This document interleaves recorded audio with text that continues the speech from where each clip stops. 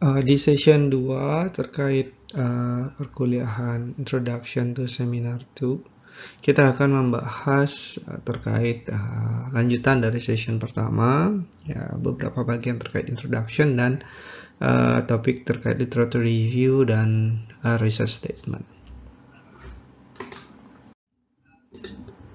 Ya, seperti yang disampaikan sebelumnya, kita di sini membahas pertama ya, introduction-nya terkait, ya, kita bahas dulu lagi terkait struktur yang kita gunakan secara umum untuk melaporkan sebuah karya tulis ilmiah.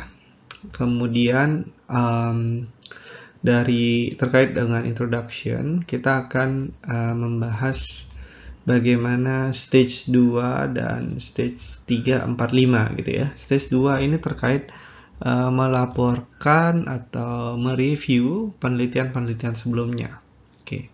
Di mana penelitian sebelumnya ini ada yang sifatnya citation focus, ordering, bagaimana menulis urutannya, mana yang harus disitasi duluan, dan beberapa tools untuk membantu penulisan referensi atau citasi ini. Oke, nah setelah kita selesai dengan stage kedua ini, barulah bagian 3, 4, dan 5 atau menulis apa yang akan menjadi penelitian kita, ya, terkait menuliskan apa yang belum dilakukan penelitian sebelumnya, gitu ya. Kemudian tujuan dari penelitian ini apa, dan value dari penelitian ini apa. Ya, learning outcome-nya masih ya 3 ya. Masih sama seperti sebelumnya. LO1 yaitu identify, LO2 formulate, dan LO3 produce research and publication related to industrial engineering topics. Baik, secara struktur ini kita review lagi ya. Ingat lagi sebelumnya kita sudah membahas bagaimana menulis title yang baik, komponen apa yang menjadi abstrak gitu ya, yang dituliskan dalam abstrak. Dan di sini sudah ada bagian pertama ya, part 1 dari sebuah introduction gitu ya. Mana part satunya di sini terkait sebagai setting ya, menampilkan, menjabarkan apa informasi-informasi awal yang diperlukan. Nah, di bagian 3, 4 kan introduction itu kita bagi menjadi beberapa stage. Stage satunya atau part satunya sudah kita bahas di video sebelumnya. Di sini stage 3, 2, dan 3, 4, dan 5 itu akan kita bahas di sini. Ya, sebelum kita melangkah ke stage 3, 4, 2, 3, 4, dan 5, ini kita bahas lagi ya, bahwa introduction ini tujuannya adalah untuk memberikan arahan bagi para pembaca sehingga memiliki perspektif yang cukup untuk melanjutkan membaca apa yang akan dibahas berikutnya di laporan penelitian ini. Dimana kita sudah bahas ada 5 stage. Stage pertama adalah terkait general statement yang mungkin dibutuhkan sebagai fondasi awal bagi para pembaca untuk mengikuti apa yang akan dibahas berikutnya di penelitian ini. Nah, bagian yang tidak kalah pentingnya adalah stage kedua, 3, 4, dan 5 yang kita akan bahas di slide ini. Ya, bagian ini sudah dibahas ya di slide sebelumnya, yaitu stage pertama dalam pendahuluan itu atau introduction itu adalah, atau disebut the setting, itu adalah memberikan statement-statement awal, fondasi awal, sehingga pembaca memiliki fondasi pengetahuan perspektif yang cukup untuk mengikuti alur dari penulisan-penulisan berikutnya di laporan karya ilmiah yang dilakukan. Ya, silakan bisa dicek lagi ya penjelasan terkait stage pertama di slide sebelumnya. Ya, ini contohnya juga sudah dijelaskan kemarin ya di slide sebelumnya. Jadi silakan kembali ke slide sebelumnya untuk melihat hal ini.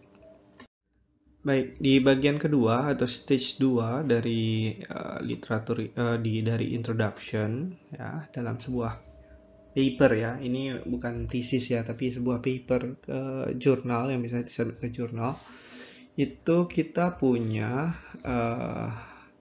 bagian yang biasanya mereview penelitian-penelitian terdahulu atau reviewing previous research. Bagian ini juga sering disebut literature review of literature. Jadi pada dasarnya dia mengumpulkan berbagai referensi yang terkait dengan penelitian yang kita lakukan. Biasanya penelitian-penelitian yang terkait, baik itu secara metodologi ataupun secara permasalahan. Kita akan baca dan sitasi dia di penelitian ini. Jadi intinya begini, jadi biasanya penelitian itu kan tidak serta-merta langsung melakukan suatu hal yang baru gitu ya. Biasanya dia dibangun dari fondasi penelitian-penelitian sebelumnya. Nah, di bagian ini kita akan melakukan review apa saja yang sudah pernah dilakukan di penelitian-penelitian sebelumnya. Kita bahas gitu ya. Seringkali juga bagian ini tidak digabung dalam bagian introduction. Bisa jadi dia dipisahkan menjadi section baru gitu ya, yang disebut juga literature review. Nah, selain itu juga bagian-bagian yang penelitian-penelitian yang disitasi di dalam penelitian kita ini juga punya daftarnya, daftar penelitiannya, reference-nya ya gitu ya. Itu ditulis di bagian bawahnya gitu ya, pada bagian akhir dari penelitian ini. Kemudian ada 3 hal penting yang menjadi fungsi dari literature review. Pertama adalah karena penelitian itu adalah sebuah proses yang berkelanjutan gitu ya, di mana pada bagian pertama kita sudah memberikan introduction begitu ya, pengenalan awal. Jadi kita biasanya akan melanjutkan dengan dari permasalahan ini, statement-statement yang sudah kita berikan sebelumnya ini, apa sih yang sudah pernah dilakukan oleh penelitian-penelitian sebelumnya. Nah, ini juga memberikan hal-hal yang perlu dipahami oleh pembaca bahwa penelitian terdahulu sudah melakukan hal ini. Nah, yang kedua adalah untuk memberikan atau meyakinkan pembaca bahwa kita sebagai penulis dari penelitian ini cukup familiar atau memahami bidang yang kita teliti ini. Karena kalau kita tidak ada membaca penelitian-penelitian terdahulu, tentu orang akan mempertanyakan kenapa Anda melakukan penelitian ini, padahal mungkin saja sudah dilakukan di penelitian sebelumnya, gitu ya. Jadi penelitian-penelitian sebelumnya, terutama yang penting atau yang sangat terkait dengan penelitian yang kita lakukan, sangat-sangat perlu untuk disitasi atau di review dalam bagian literatur review di penelitian kita. Ya. Nah, yang ketiga adalah untuk menggambarkan bagaimana keterkaitan penelitian yang kita lakukan dengan penelitian-penelitian yang sudah dilakukan sebelumnya oleh peneliti-peneliti lainnya, gitu ya. Baik, berikut adalah hal-hal yang mungkin perlu diperhatikan dalam mereview penelitian-penelitian sebelumnya, ya, review previous research. Ya, seperti yang disampaikan tadi, dia biasanya di bagian ini ya, setelah part 1 daripada introduction, part 2-nya adalah reviewing previous research, atau ada juga yang terpisah ya, terpisah di mana setelah introduction di sini di papernya itu biasanya ada literature review, ada bagian literature review juga gitu. Nah, apa yang perlu diperhatikan terkait penulisan literature review? Ya, tentu dia harus berisikan review terkait temuan ya, temuan yang disampaikan oleh peneliti-peneliti sebelumnya yang sudah publish begitu ya, yang terkait riset yang kita lakukan ya. Riset terkait itu maksudnya bagaimana? Jadi riset terkait ini tidak harus yang sama begitu ya, tapi yang memiliki kemiripan baik secara topik permasalahannya, metodologi yang digunakan dan sebagainya.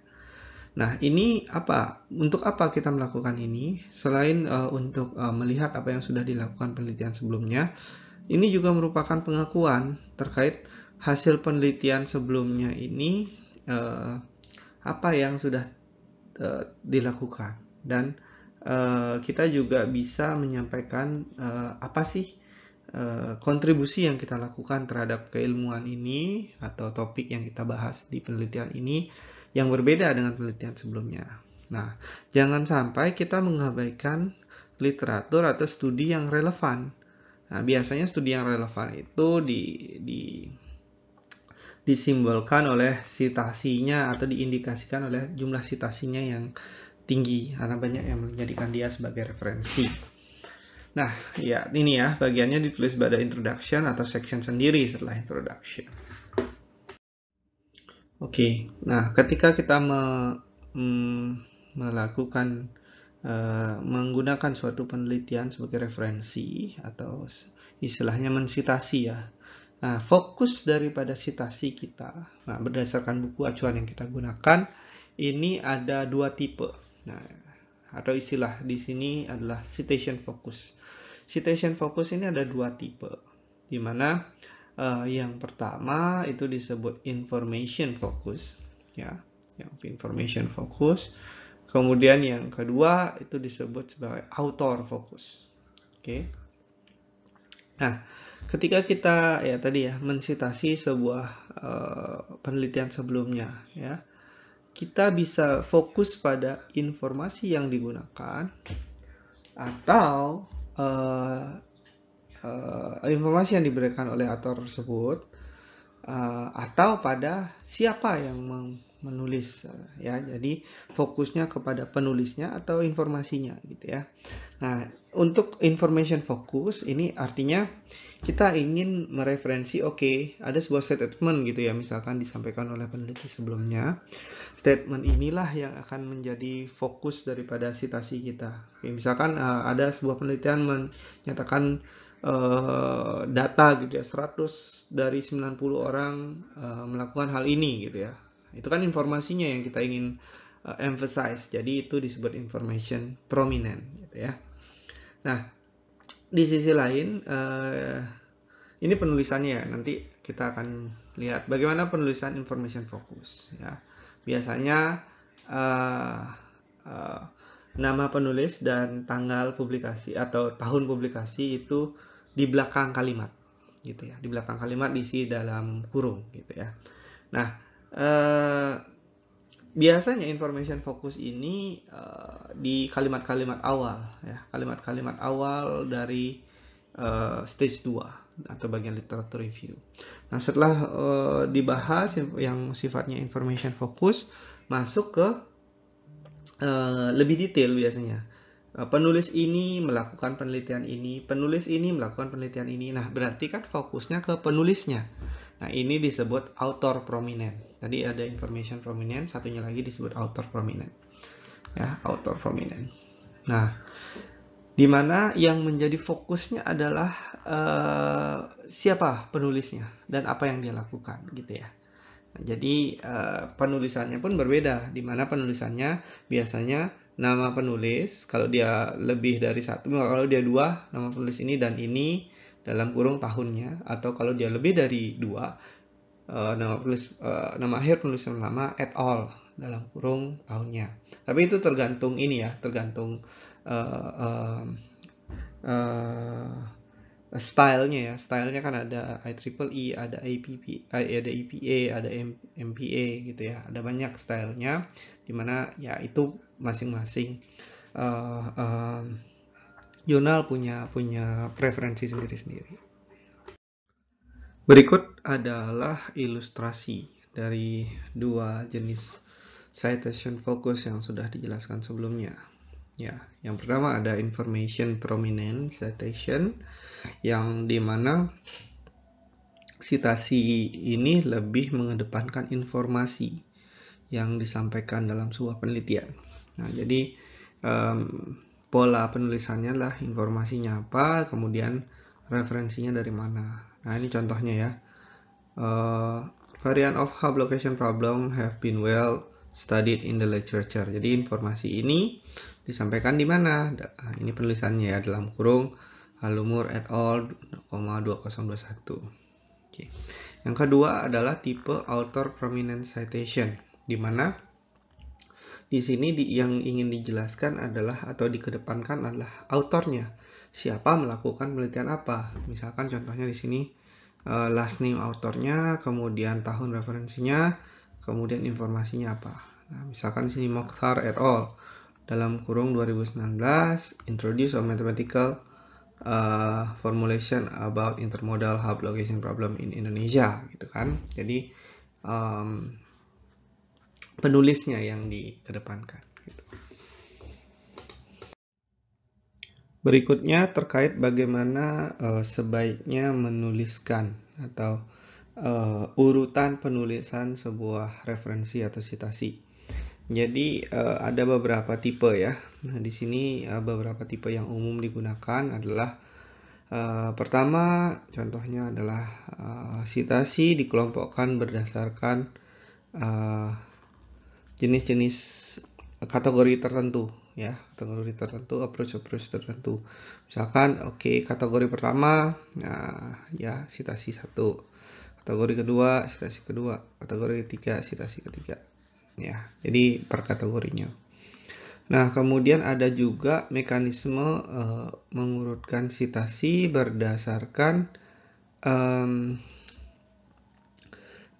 seberapa similar atau seberapa relevan dia dengan penelitian yang kita lakukan. Nah, di sini dikatakan distance ini yang paling tidak relevan, masih terkait semuanya kan. Semua harus terkait dengan penelitian yang kita lakukan, tapi yang paling jauh atau paling tidak similar atau tidak paling tidak dekat dengan penelitian kita, itu yang paling pertama. Kemudian semakin mendekati akhir paragraf semakin dekat dengan penelitian kita. Jadi yang terakhir disertasi adalah yang paling similar dengan penelitian yang kita lakukan.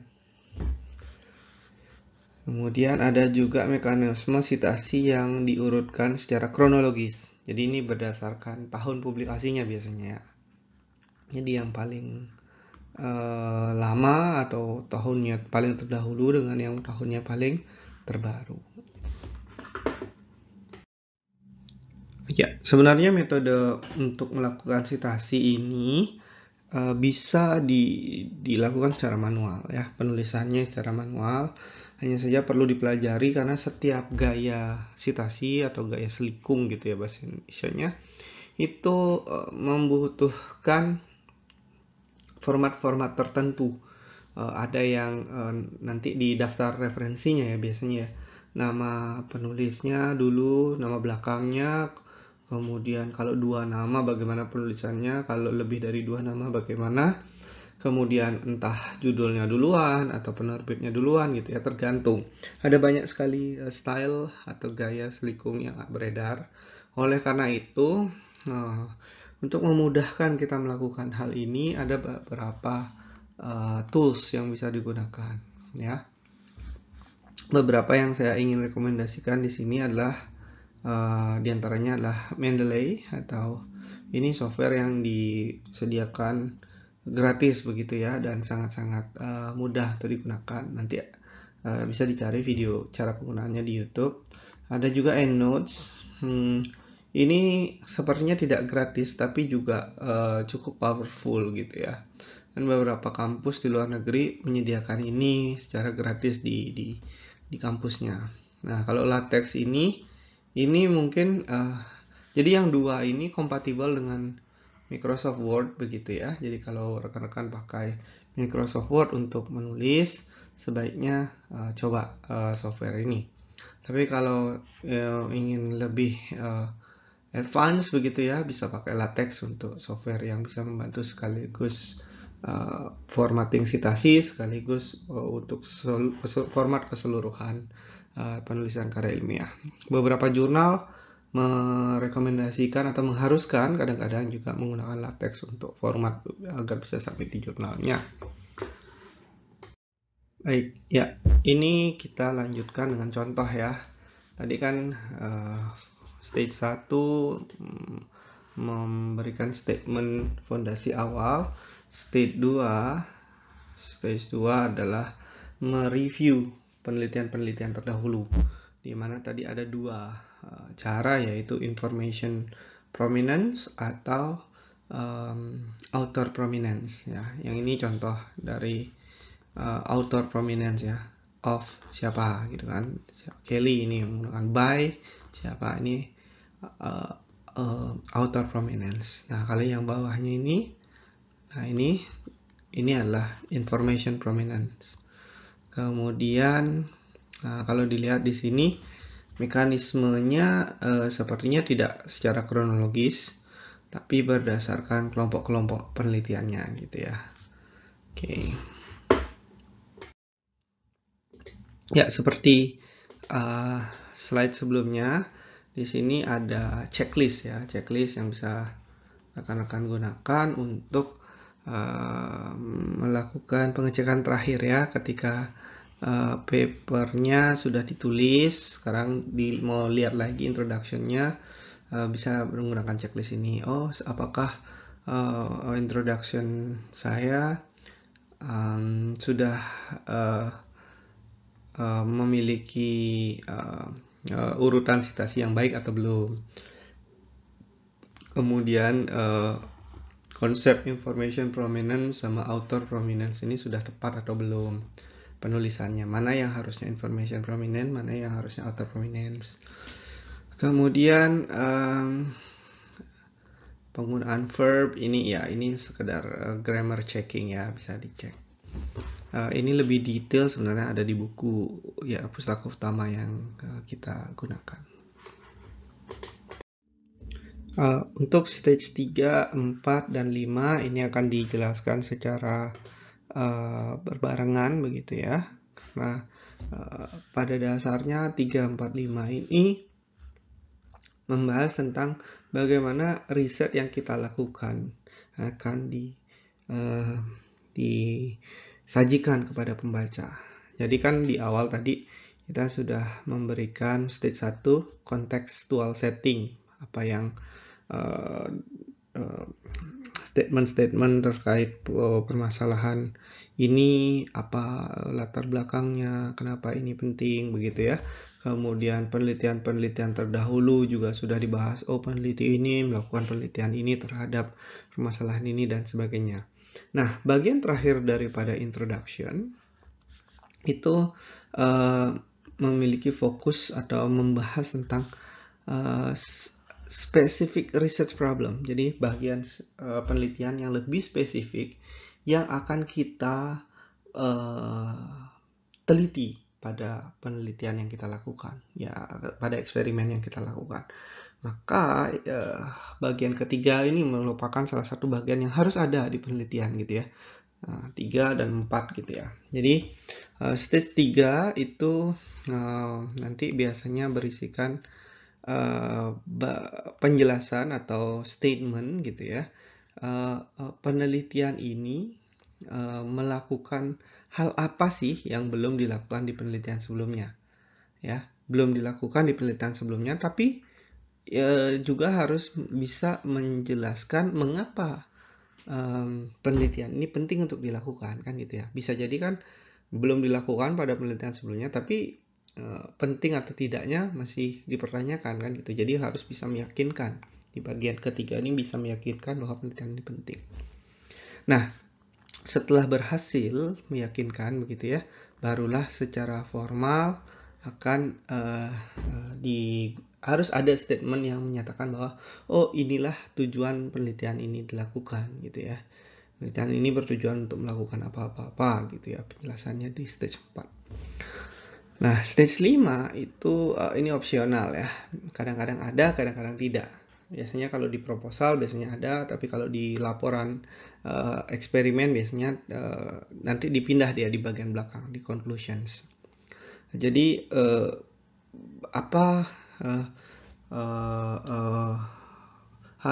manfaat apa yang mungkin diperoleh jika penelitian ini berhasil dilakukan. Nah, ini biasanya opsional kalau di introduction. Baik, jadi kita ulangi lagi bahwa pada bagian ke-3, 4, 5 itu adalah bagian bagaimana kita menjelaskan present research atau riset yang akan kita lakukan ya. Jadi bagaimana setelah di bagian pertama ada penjelasan umum, bagian kedua ada review terkait penelitian-penelitian sebelumnya. Nah, bagian ketiga, 4 ini dan 5 ini membuat pembaca itu fokus pada penelitian yang kita lakukan gitu ya. Yang akan kita laporkan. Oke, jadi yang perlu dilakukan adalah pada stage 3 harus bisa pinpoint atau mengindikasikan gap penelitian, motivasi, dan kontribusi dari penelitian kita. Dan stage keempat harus bisa mengarahkan pembaca pada penelitian ini apa sih yang akan tujuannya lakukan penelitian ini. Nah, bagian kelima itu opsional, bisa ada manfaatnya secara teoritis dan manfaat penelitian ini secara aplikasi gitu ya, aplikatif gitu ya. Hati-hati dalam menulis introduction karena di bagian ini biasanya kita sering mengulang kalimat yang sudah ada di dalam abstrak. Jadi jangan lakukan hal tersebut.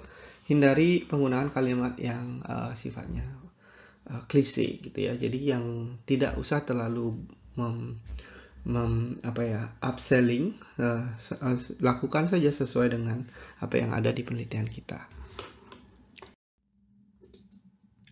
Baik, penelitian di stage 3 pada introduction itu kan tadi ya mengindikasikan gap, atau kalau di summarize dalam dua buah kata ini yaitu missing information. Jadi itulah hal yang perlu disampaikan penulis kepada pembaca terkait apa sih yang belum dilakukan di penelitian sebelumnya yang perlu dilakukan di penelitian ini gitu ya. Jadi memberikan sinyal gitu ya istilahnya ya pada pembaca bahwa pada literatur yang kita kan gini ya. Jadi stage 3 ini biasanya literatur review itu udah selesai gitu ya. Kita akan mulai dengan stage 3 yaitu memberikan informasi di mana penelitian ini area ini belum diteliti atau belum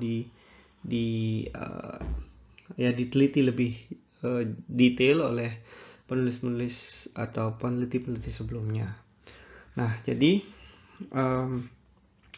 tidak banyak biasanya bagian stage 3 ini, biasanya hanya terdiri 1 atau 2 kalimat gitu ya. Nah, biasanya ada 3 alternatif yang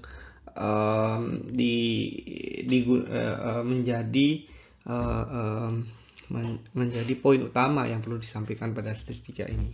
Ya, yang pertama adalah alternatif pertama adalah kita bisa mengindikasikan bahwa penelitian sebelumnya yang ini stage 2 ya harusnya ya, itu tidak cukup gitu ya. Yang kan stage 2 mereview penelitian ini melakukan apa, penelitian ini melakukan apa, peneliti ini melakukan apa, peneliti ini melakukan apa. Oke. Nah, tapi di sini kita ingin menyampaikan di stage 3 ini penelitian-penelitian sebelumnya misalkan belum mengadopsi atau mengconsider faktor apa gitu ya yang belum dilakukan di penelitian sebelumnya. Nah, inilah yang akan kita lakukan di penelitian ini. Itu hal pertama. Alternatif kedua yang bisa dilakukan di stage 3 ini adalah kita bisa mengindikasikan bahwa penelitian-penelitian sebelum ada beberapa penelitian begitu ya, atau penelitian sebelumnya itu ada beberapa hal yang masih belum jelas gitu ya. Jadi kita bisa meneruskan secara atau belum tidak tepat begitu ya. Nah, kita bisa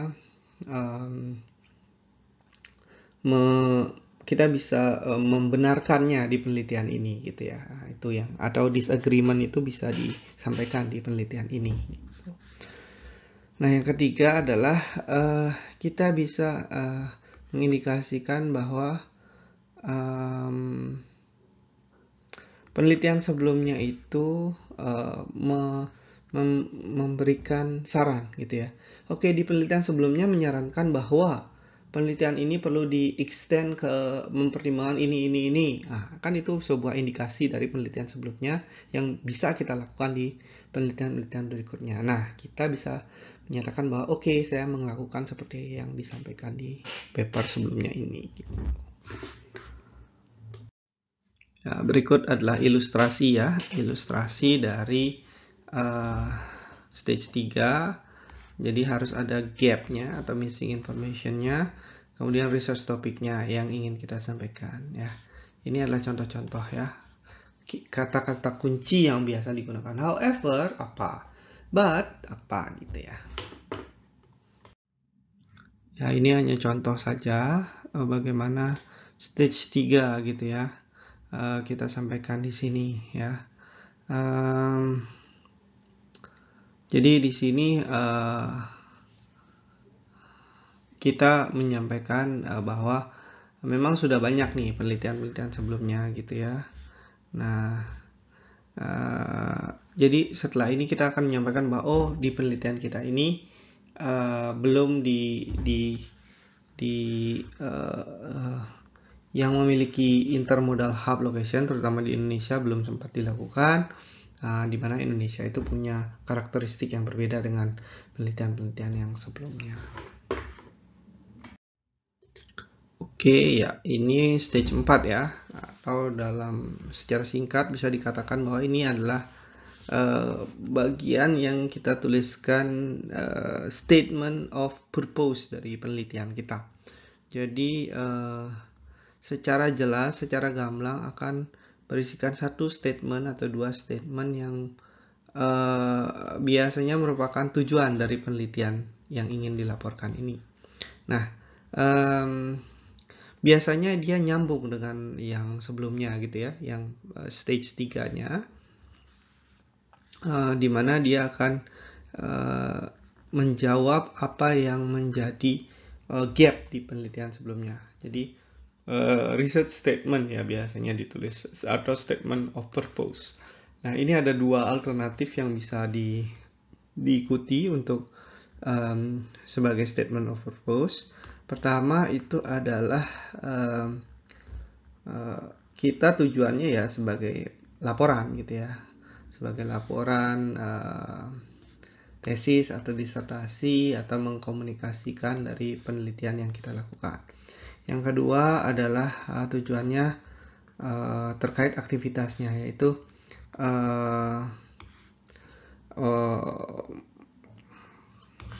jadi aktivitas penelitiannya yang digunakan statement of purpose-nya gitu ya. Ya, di bagian kelima itu berisikan tentang statement of value. Jadi apa yang menjadi value atau benefit jika penelitian ini secara teoritis maupun secara teoritis atau akademis maupun secara praktikal gitu ya. Jadi ini seperti menjustify penelitian ini manfaatnya apa sih gitu ya untuk orang-orang yang membaca begitu. Nah, ini disebut dengan statement of value. Ya, biasanya kadang-kadang tidak ada di introduction tertentu gitu ya. Kadang-kadang dipindah ke bagian belakang ketika menuliskan kesimpulan. Oke. Nah, ini ada dua hal yang bisa ya, practical benefit atau secara teoritis ya, advance the state of knowledge in specific areas. Oke, ya ini adalah contoh dari bagian bagian keempat ya, statement of purpose-nya, yaitu memprovide model untuk container distribution. Kemudian ini adalah statement of value ya secara teoritis ya. Kemudian ya ini hanya sekedar untuk signposting ya, sekedar untuk menjelaskan bagian ini paper di section 2 menjelaskan apa, section 3 menjelaskan apa gitu ya. Oke. Ya, berikutnya ini checklist ya. Seperti tadi untuk checklist Ini 3, 4, 5 kan 3 dulu, 4 baru 5 gitu ya. Kemudian apakah gapnya sudah disampaikan, apakah sudah ada stage 4 statement of purpose-nya udah ada. Ini opsional, apakah ada statement of value atau tidak.